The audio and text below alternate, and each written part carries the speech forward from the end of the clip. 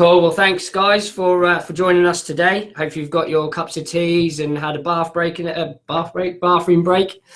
Today we're going to go through the 5 PPC myths and the best practices to implement to get better PPC ad performance. As you guys have seen, we have a chat, so please feel free to ask questions as we move along.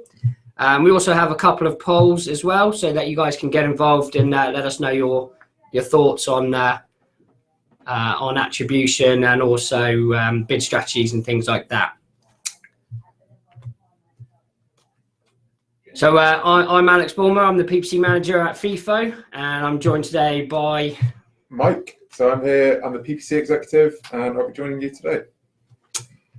Cool. So we're going to have a brief introduction over to who FIFO are, what we do, and an overview of what PPC is. Then we're going to get a bit more granular and go into PPC strategies, objectives, budgeting and targeting tactics. And then we're going to go on to creating your bid strategy, the do's and don'ts of keyword strategy, best practices to campaign structure, and then how to measure and track your PPC performance. So hi everyone, it's Mike. So a little bit about FIFO before we start. So essentially we are a ratings and reviews company, but we provide our clients with so much more than just that. So we start off by collecting reviews and data. We use this to drive sales through machine learning, helping you understand your customers better, and then using that to provide you with real business insights. So we were founded in 2010. We have a large portfolio of clients, over 3,500 now. And the reason why we're giving you this webinar is because we are a Google partner. So we have a team of PPCers in-house, and we assist and manage our own some of our clients using their review data to optimize the accounts. Cool. So just getting on with it, we've got what is PPC? So PPC stands for pay-per-click. It's a form of paid or biddable media or advertisement. In summary, it's where an advertiser accrues a cost when a user clicks an advert.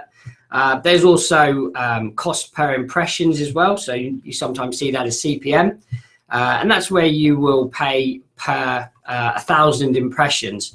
Most commonly, everyone uses the pay-per-click because it's actually paying for a more valuable action. You could have 1,000 impressions and not even gain a single click, and that's what you'll be paying for. So predominantly, everybody uses the pay-per-click model. And we get on to our first myth of today. A lot of people are starting to say that PPC has replaced SEO. So if we think of search engine marketing as a coin, one side we have PPC, and the other side we have SEO.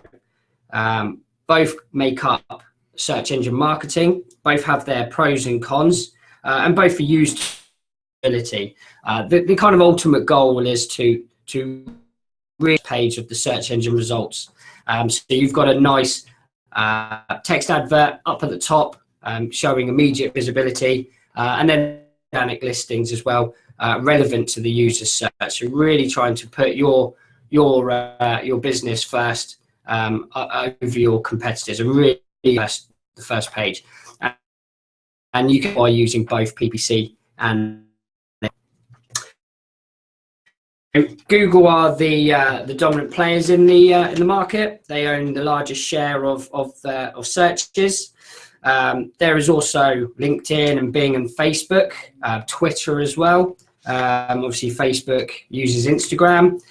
Today, we'll mostly be focusing on Google, as they are the dominant players. And here we have an example of text adverts in the search network. So these adverts will be triggered every time a user does a search that matches what the advertiser is looking to bid on. There's also other types of adverts out there, so video ads through YouTube. shopping listings as well through using the Google Merchant Center and a Google Shopping campaign, and also display banners as well on the display network. Again, this is used for display advertisement and display remarketing as well. And so why should you use PPC?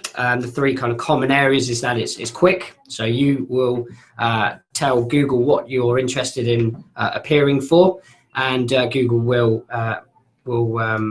make you appear for those searches. It gives you instant visibility. So especially over the more competitive search terms out there, organic can get quite competitive for those more commonly used search phrases. Again, you can use PPC to make sure that you do appear for these more common and competitive terms. And also PPC gives you more control. So you can start to ensure that you target search phrases that have real high intent to convert or purchase, where the more SEO approach could be a bit more broader and accommodate for the more research-based searches or the more comparison-based searches. You can use paid search to really target those that have already gone through the buying funnel for that, and they're now looking for that solution, and also the person that can provide that solution. So we'll now dive into the more meaty subjects of objectives, budgeting, and targeting. So this will apply for people that have never used PPC or Google Ads before, and also people that have got campaigns running at the moment. You might just want to reevaluate them and see if there's anything that you can take from this. So myth number 2 is that Google ad accounts practically manage themselves. Well, at the moment, Alex and I's jobs are safe. The robots haven't taken over yet, although Google are moving more and more towards that. So using automation of bidding, the new kind of text ads, which will optimize themselves. But at the moment, you still very much need a human eye to oversee it all and make sure that the money-making machine doesn't steal all of your budget. Yeah, we're still useful. For now. So, everyone would love to make 1,000% return on investment, but if you're starting from scratch or you've got campaigns running that are just about breaking even, you need to set realistic goals to reach that. So this might mean making quarterly targets that are achievable, and they can be based on the following. So you might be a new business in which people aren't actually aware of what services you provide. So you'll be looking at building up the brand awareness, or similarly, just to improve traffic generated to your site. Alternatively, you might be an established business who are looking for new leads, higher value leads, so you can really target these. Or you might be an e-commerce business, so you're currently running ads and you might not be generating as much revenue as you could or want to. So these are all the things that you can look to achieve. And for many businesses, they're currently generating a fair amount of revenue, but they're looking at how they can improve the return on ad spend, so generating more money for the same amount.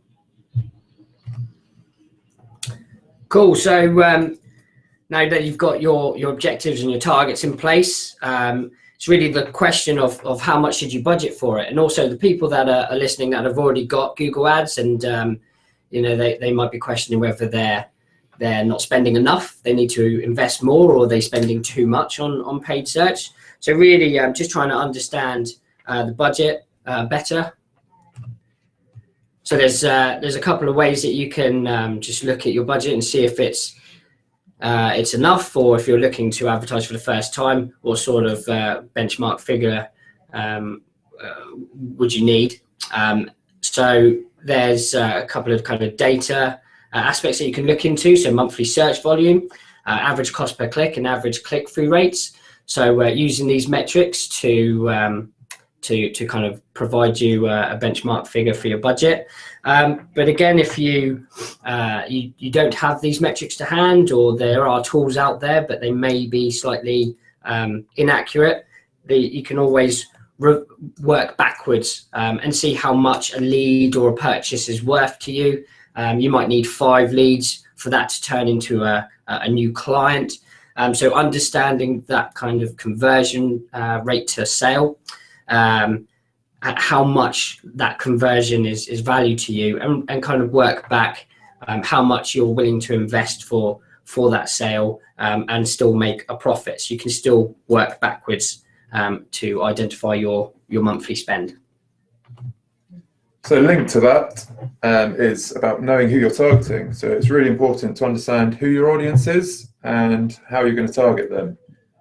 So this could be based on demographics. If you know that your typical customer is either male or female in a particular age group, and you can target based on that. But to start with, more often than not, you'll be using location targeting. So an estate agent is a good example. So you could have your estate agent based in Portsmouth. So you can set a radius around the area or the exact area. So to the left, we've got a radius of 20 or 30 miles around Portsmouth.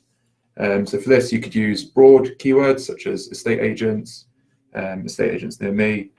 And then we've also got the UK-wide targeting. So in this campaign, you'll be using more specific keywords that are related to the area.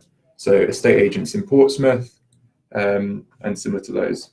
There are a few things to consider when you're using location settings. One of them is that the default setting allows Google to target anyone interested in the area.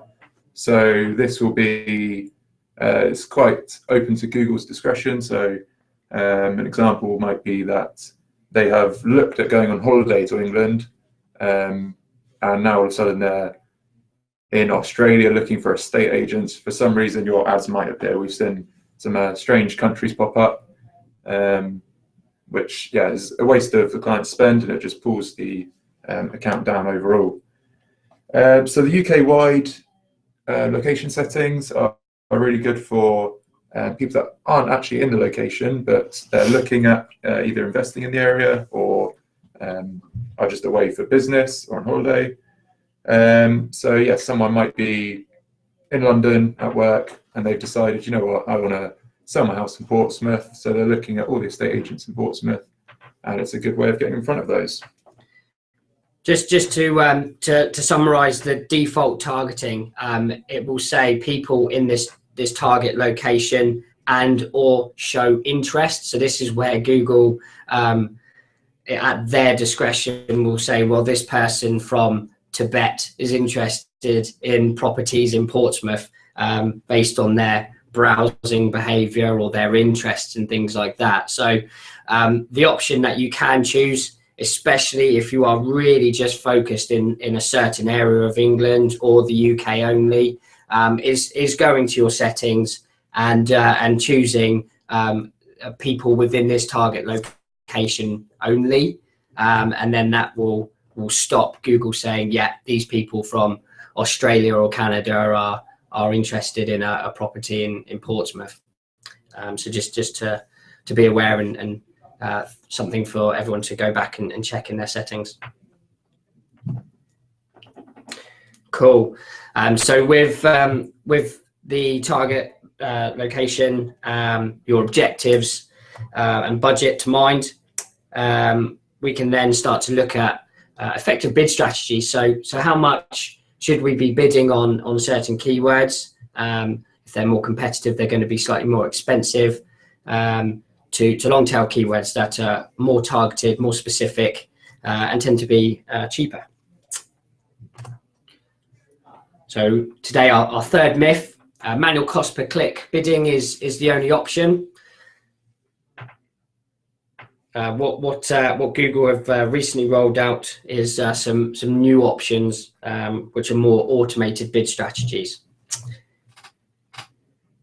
So here we've got our poll that is available to the right of chat and questions. So it'd be great to kind of know what people are using, if there's any automated bid strategies that people are using, or if everyone is still using the manual CPC. It would be brilliant to get your thoughts. But here's a list of the bid strategies that people have got. So you've got target CPA, so you can set exactly how much you're willing to spend for a conversion. You've got target return on ad spend, so if you're an e-commerce business, you can say how much profit that you want to make from your investment. You've got maximized clicks. It's pretty self-explanatory. It's just about driving as much traffic to the website as possible. Again, maximize conversions. It's all about trying to maximize the conversions on that campaign. These ones are not really fully, people are not really fully aware of these next two. So you've got target search page location. Again, it's trying to get you at the top of the first page, or at least on the first page for search phrases that you're interested in, and also target outranking share. So really trying to be more prominent than your competitors' adverts. And at the bottom there, you've got enhanced CPC. So if you just do not want to give the control to Google's updated algorithm, you can always run manual bidding and give that an extra kick with the enhanced CPC. One kind of quick tip with the enhanced CPC is if you don't really have any conversion data, just leave that unticked, because enhanced CPC really uses your conversion data to boost the performance. If you don't have any, then it might impede on the performance. It's great to see that there's people interacting with the polls. That's brilliant. Yeah, I think something to just add to that is with a lot of these automated bid strategies, as Alex was mentioning, the conversion data is really important, because if there is no historical data on users that are converting, the automation will really struggle. So it won't understand what a good user looks like. And so we've seen some very mixed results on accounts that we've looked at and managed. So we had one account that was using the maximize conversions bid strategy, which was performing really well in one campaign, and then in another campaign it was just gobbling up the spend. So there were brand terms costing them £35. I can imagine that Google's robots thought that this is a guaranteed conversion of high value, but there was no conversion from this click. So it's just really keeping an eye out for things like this. Yeah, again, on the maximize conversions, if you're a B2B business and you've got multiple kind of conversion points, so you've got your contact form for lead generation, but then you've also got brochure downloads that are a bit more valuable, but they're quite common to get those conversions, and Google is seeing that users are really interacting with brochure downloads. That will tell kind of Google's algorithm that, this brochure download, this is where we can maximize more conversions. So switching to maximize conversions can start to push Google to maximize brochure downloads, which will then impede on actual lead generation. I've also had a target ROAS account where I've switched it to automated bidding, and the return on ad spend improved to where we wanted it to be. However, in order to achieve that return on ad spend, the actual revenue dipped. So again, just being wary of automated bid strategies. They are really beneficial, I think. Especially with shopping campaigns where there's so many searches, so many auctions going on, and a human trying to manually bid on those individual auctions that may be less valuable one time but more valuable in another auction. Google's algorithm is really improving moving forward, and it would be great again if using the chat. If you guys have had any negative experiences or positive experiences with any kind of automated bid strategies, it's brilliant if you guys can highlight that again as well, just to really show what the pros and cons are for automated bid strategy for everybody to be aware. Yeah, I think the final point I'd say about this is just that every campaign and every account will perform differently. We've had a series of trials with each of these, and 1 month it might not perform so well, but where Google's constantly updating its algorithms and improving it, it's always worth retesting these in the future. So just because it hasn't worked once doesn't mean it won't work again. So now we move on to keywords. Keywords. So I'm sure most of you are aware, but a keyword is a word or a phrase that you are looking to bid on. So usually these will be as closely related to your business as possible. With that, you have two kind of main types of keywords. So you've got short tail, which are normally more broad, and then you've got long tail, which would tend to suggest that the user is much closer to the buying phase, as they know exactly what they want, and they are now actively seeking the best deals and the most trusted companies to purchase that from. So myth number 4 is that broad keywords are the best match type to use.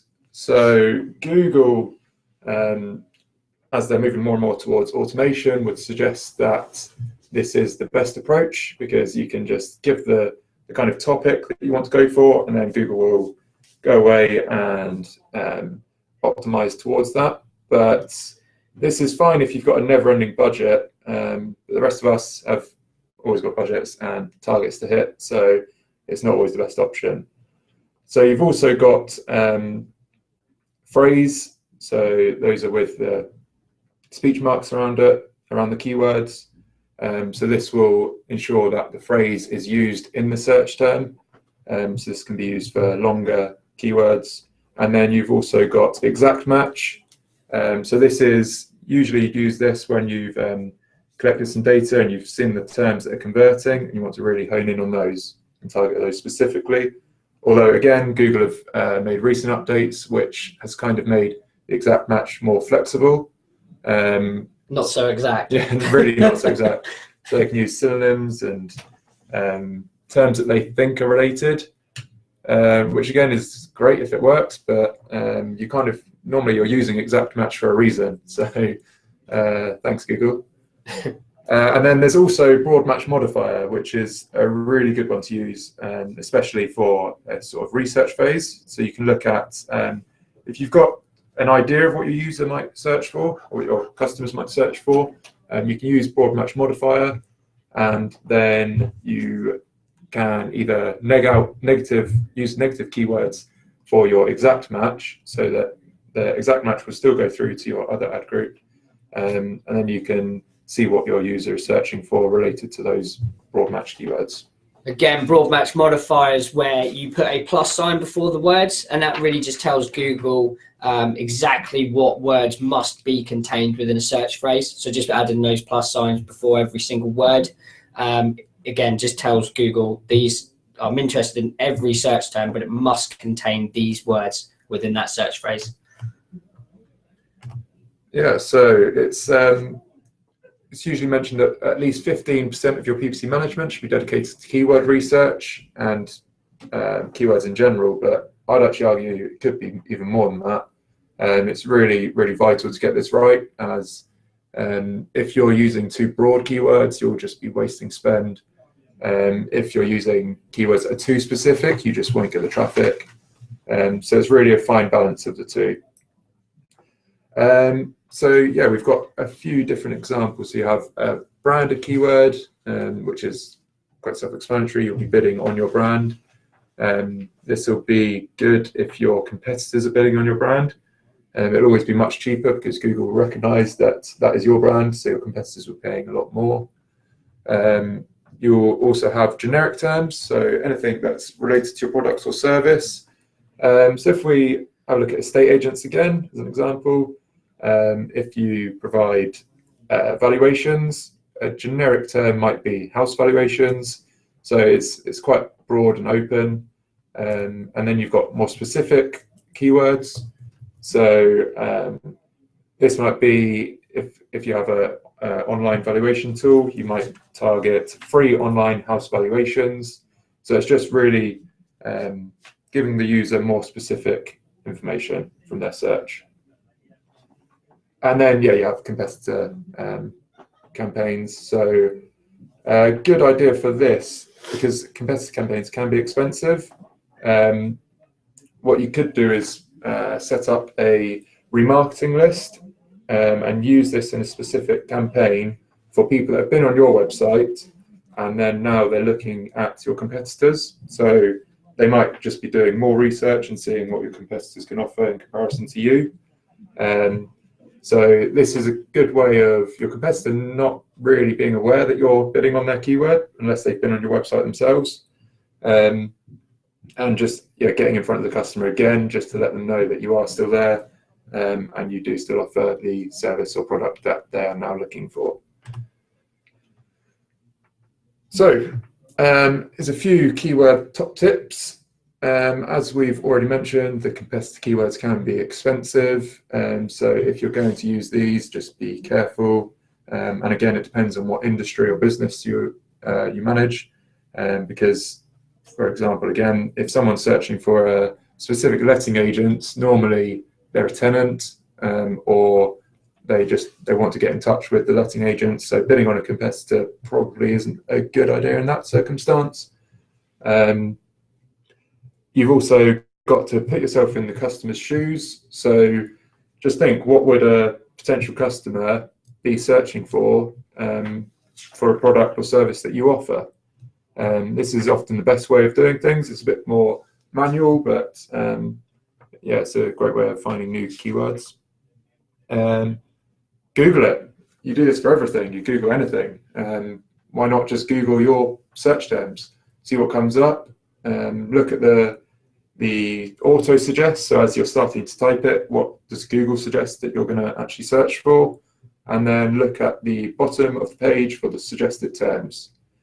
And then finally, just mix it up and look at how you can add some different variations of the keywords. What you might find is that a particular term might convert better than others. So this will be looking at the user's search intent again. And here are a few different keyword research tools. So you've got Google Keyword Planner, Alex's favorite. Don't use it for budgeting. Just use it for keyword research, not budgeting. The estimations are a bit off. A bit? Yeah. Something that I like and that I've got as an add-on is Keywords Everywhere. So this is a Google Chrome add-on. You can download it, and then essentially when you search anything, it will give you the suggested monthly search volume and also a rough estimate of the cost per click. Again, it's not 100% accurate, but it's just to give you some sort of idea.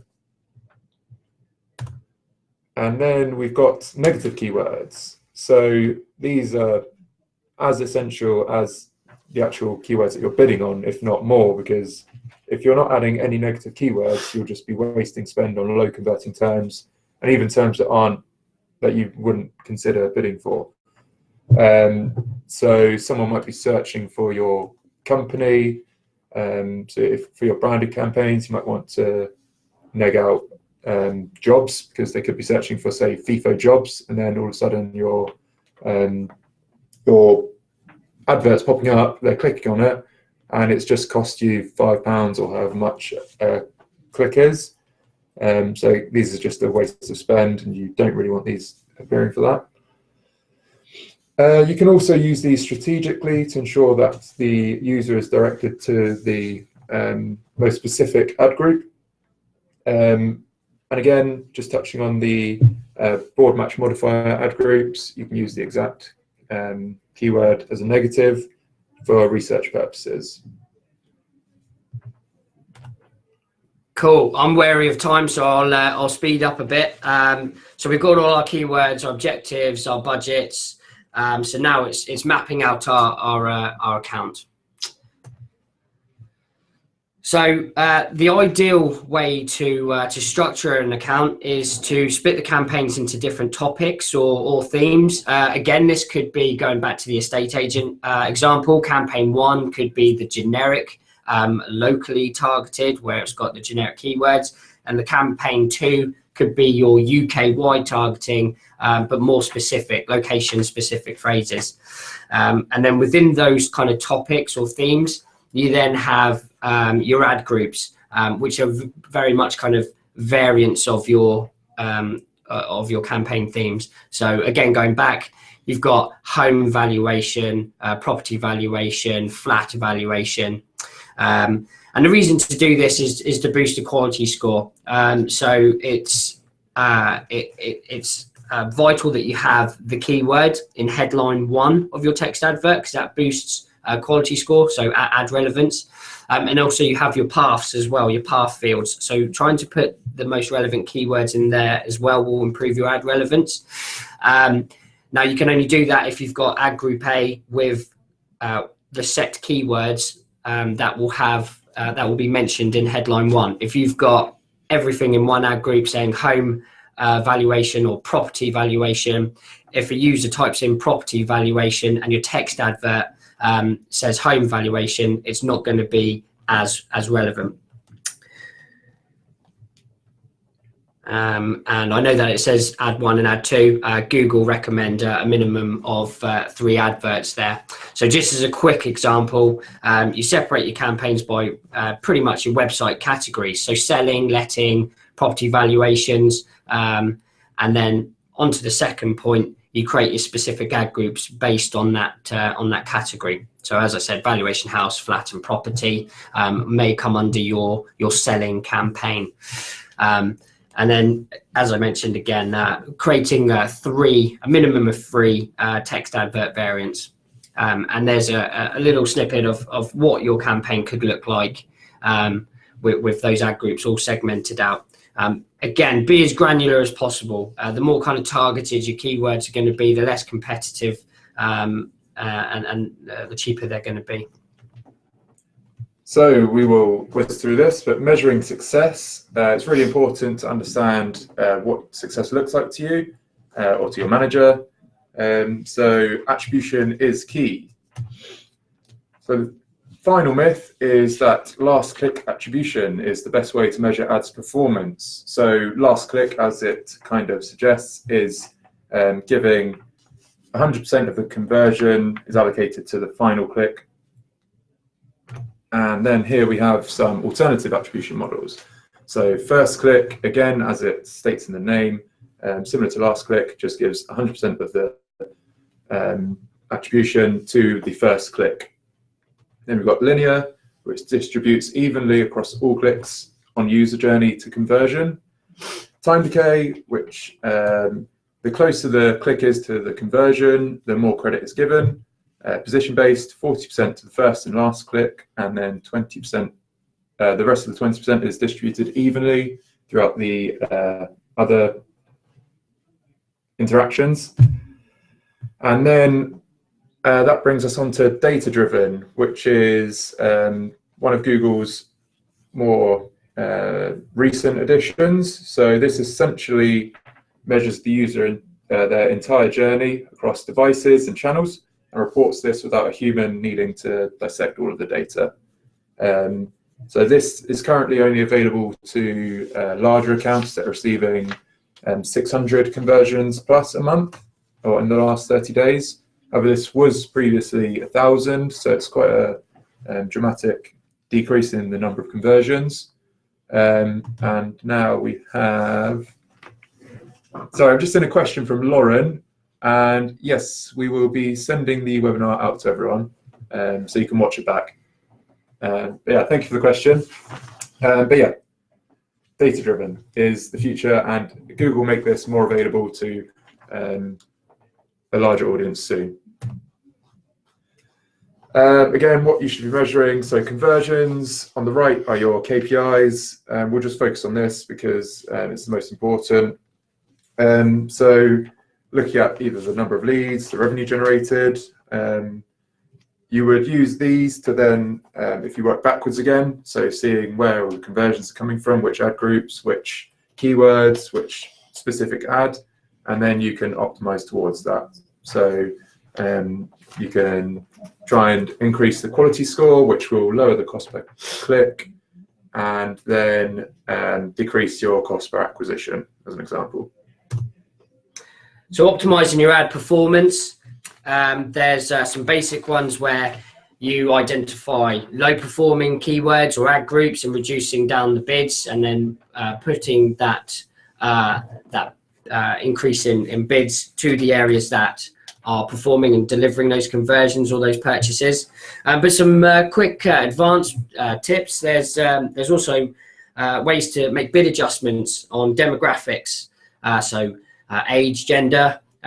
So really trying to shape your Google ads and your adverts towards who is more likely to convert, but also certain days. We could see that maybe the weekends are great for purchases, so we might want to make some bid adjustments on the weekends.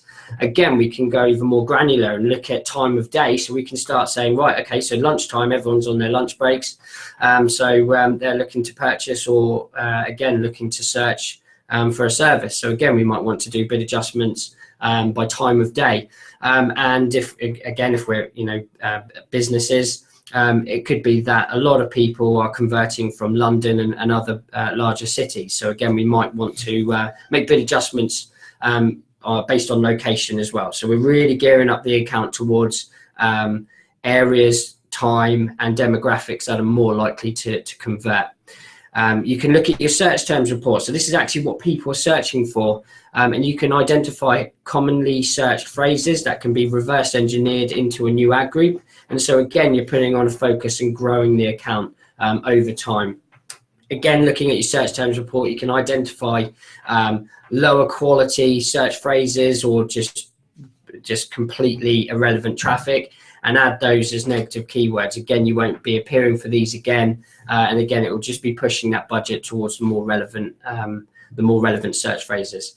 And you can always run split tests with your adverts, so you can monitor these, identify one over time when data is significant enough, which one's got the best click-through rate, which one's got the better KPIs, and keep that as a champion ad. So Jack, the search terms report would be under the keyword tab. You'll have your keywords that you bid on, and then there will be another tab that says negative keywords, and then next to that will be your search terms, and you click on that, and that will show you the list of what your audience is searching for.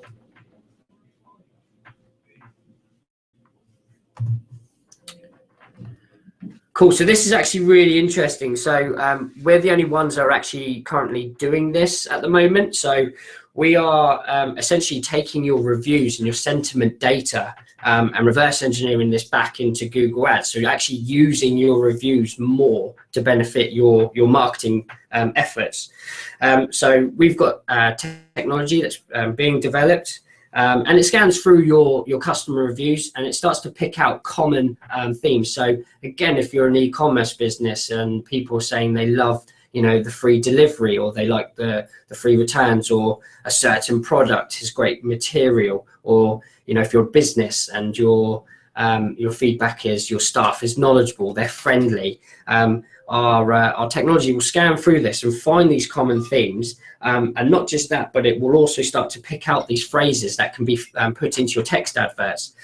So you can pull through actual reviews and put it into either your headline 2 or 3, or for longer review statements, you can actually put this into descriptions. And what we've seen is a massive improvement into click-through rate, where the trust signal is being brought forward to the kind of search engine results page. Is sending that trust more earlier in the decision making, and more likely to get attention and make that person click onto your advert, because they're looking at a potential peer that's already done business with you, and they're seeing that positive experience. So that trust is very much there. So they've gone on and clicked through to the text advert, and obviously you've got your FIFO reviews integrated onto your website as well. So again, maximizing your conversion rate there as well. So sending that trust signal. So it also offers a more kind of human feel to your text adverts. Everyone's saying the same thing: free delivery, or 30% off, or book online today, or contact us today. Adding these more human elements to your text advert will make your advert stand out much more to your competitors. Google's also recently launched responsive search ads as well. So this is where you can list certain headlines, you can list loads of descriptions, and what Google will do is it will dynamically create a text advert based on the user's browsing behavior, their interests, but also their search term as well. So it will take all the headline options and all the description options and put a text advert together. Now, a lot of feedback from this is that people don't actually know what else to write. They struggle to populate these fields. Again, this is where your FIFO reviews can come in really handy to populate these fields and really feed Google's algorithm a lot more options to really create effective responsive search ads. But again, obviously the FIFO reviews are available only for FIFO clients. So the final section of this webinar is going to be on the future of PPC. So Google have talked a lot lately about the 3 A's, which are audience, automation, and attribution. So yeah, they've already made some huge advancements in these areas, but it's only just really beginning. So what we've seen is an improvement in targeting options. We've currently got the similar to options for remarketing lists, but again, they're still in early stages, and they'll really start to improve through machine learning and all the information and data that Google have. You've also got the smarter automation. So again, looking at all of the bidding, the responsive search ads, as Alex just touched on.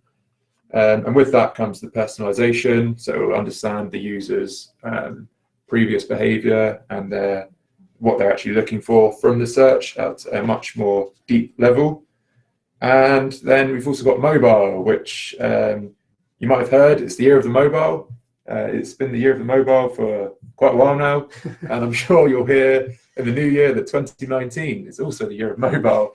It's going to be the world of mobile. It's never going to end. So really ensuring that your mobile experience is just as good as desktop is vital. So that is everything. 43 minutes, not too bad. Covered quite a lot. As we've mentioned, this will be sent out to everyone via email. But if anyone's got any questions at the moment, while you've got us, we have some time to go through them. Yeah, obviously there's a lot to Google Ads, and we could get really technical. Again, we're always here to help out. If you want to contact us regarding FIFO review service, but also our additional services that can be bolted onto the FIFO review service, we're more than happy to help out. But again, if you have any questions, we are available. Lauren, how many? So, Lauren, your question, how many FIFO ads do you need before they show on your AdWords campaign? Is this relating to how many reviews you need for your seller ratings to appear, or is this how many kind of FIFO ads you can create? Because you can create as many adverts as you can, a minimum of 3. We currently run 3 different models for reviews. Okay. Yeah, so Google have lowered now the criteria. It's now down to 100. It's gone down from 150 to 100. Yeah, per country. So this is for the seller ratings. This is just, again, to give the user more specific information based on the business and which location they are. So this is for more international businesses. But then for our actual PPC service offering, it's kind of, there's no real minimum number, but obviously the more data we have, the better the tech can perform. Scraping a lot more data and reviews, we'll be able to find more common themes. Yeah, so that's 100 reviews, and that Google says qualified. These should be more than just someone saying great service or good service. It's more kind of why was it great. So more qualified, and a kind of a minimum sentiment of 3.5. Obviously, you don't want anything around that figure because it might have an adverse effect on your click-through rate. But that's generally the criteria. 100 qualified reviews with an average of 3.5 rating. So the next question from Jack. So this was actually 15% of your PPC budget. I think it was actually 15% of your time should be spent on keyword research as opposed to the budget. So obviously your budget just goes towards the actual clicks and the traffic that is generated. Whereas kind of the point we were trying to raise was, that you should really, I'd argue more than 15%. It's just so critical to get this right. So yeah, spend a good amount of time researching the keywords. Sudden panic mode. No, you're all right for now. Yeah, it's really just looking at that search terms report, identifying more kind of targeted phrases. So if you're bidding on estate agents, what are other people saying? They're saying estate agents near me. Are they looking for more commercial estate agents, or just identify more kind of specific phrases that you can reverse engineer back into the ads, into a different ad group.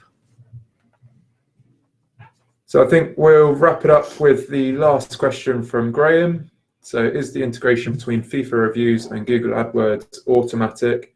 And if so, is it complicated to set up? So the integration is pretty simple. Google will fetch from us once you've hit that criteria. What Google will do is they'll collect your reviews and they'll start displaying that. Once you've hit the kind of eligibility for seller ratings, Google will automatically start applying this to your Google ads. It's not really anything that you guys can do. They will pull the reviews and then they will automatically apply that to your text adverts as an automated ad extension. So yeah, it's pretty simple. We'll collect the reviews, send the data over to Google. Google applies them to your Google ads. Well, I think we will end it there. I mean, we love to speak about PPC. We can do it all day, but I'm sure everyone's got other stuff they need to get on with. So just to end, thank you everyone for listening. And we'll be sending out a link view, which will have our free PPC ebook, which will cover a lot of what we've said today, but in more detail. You'll be able to find some good hints and tips to help your PPC campaign's performance. And yeah, it's really good to get this implemented before the crucial holiday season.